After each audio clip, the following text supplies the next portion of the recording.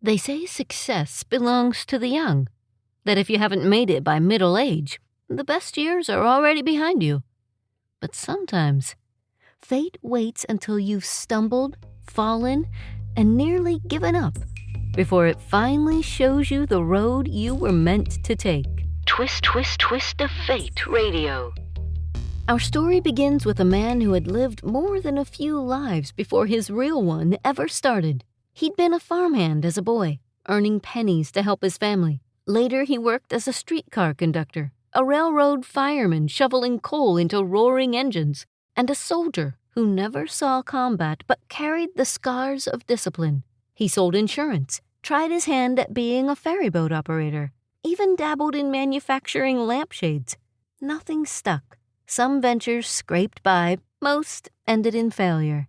But through all the restless shifts, there was one constant. He loved to cook. When he finally settled into running a small roadside cafe attached to a service station in Corbin, Kentucky, it felt like he had at last found his place. Hungry travelers pulled in not only for gas, but for the smell of food drifting out from the kitchen. Fried chicken, country ham, biscuits, and gravy. He served hearty meals that made people linger. Word spread quickly, and the cafe grew popular. For the first time, he wasn't just getting by. He was building something steady.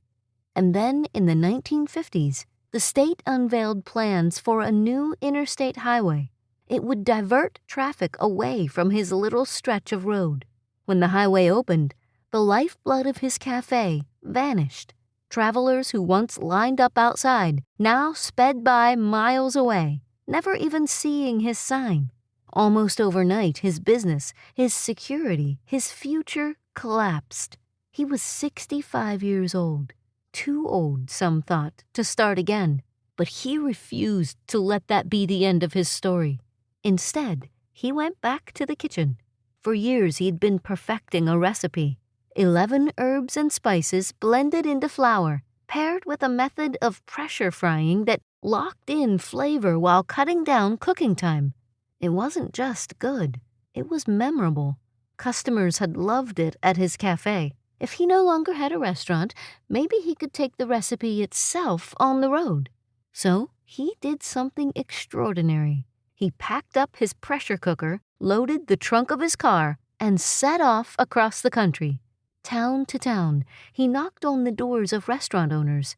He would stride into their kitchens, cook up a batch of chicken, and let the flavor speak for itself. If they liked it, he offered them a simple deal: use his recipe and give him a small royalty for every piece sold. Most of the time, he was turned away. By his own account, more than 1,000 times he heard the word no. Some laughed him off. Others doubted anyone would pay extra for fried chicken.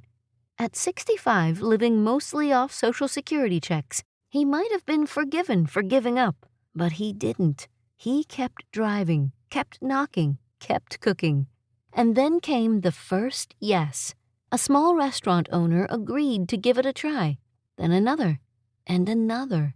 Slowly, a network of kitchens began serving his chicken under a common banner. He hadn't just salvaged his recipe. He had invented a whole new way of doing business. Franchising. From the first agreements, the idea spread across the United States and eventually around the globe. His face, with its white goatee and black bow tie, became one of the most recognizable images in food. What started as desperation in a roadside kitchen turned into one of the largest fast food empires the world has ever known. His name? Colonel Harland Sanders.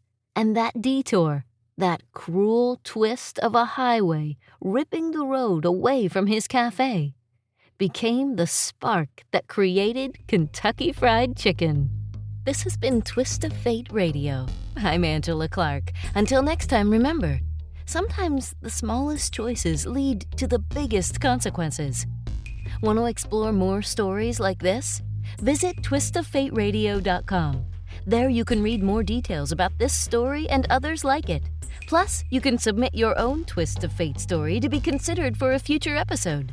You never know what twist of fate is coming next.